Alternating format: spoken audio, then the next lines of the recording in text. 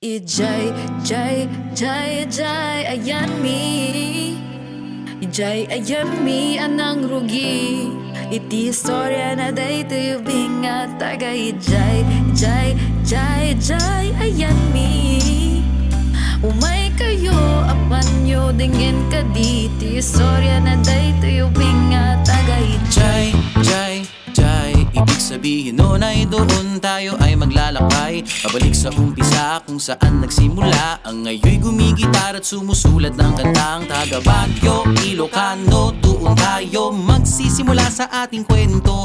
Noong 20 ng Disyembre noong 86, kay Eddie at kay Sylvia na bigla ding umalis. Nung di na magkasundo, nung di na nila gustong magkasamang mag-asawa na nagsawa at sumama sa iba. Pero yung bata nakalimutan na nila. Mabuti na lang merong anghel na ipinadalang nagangalang Virgilio at Consuelo, di kailanman pumreno.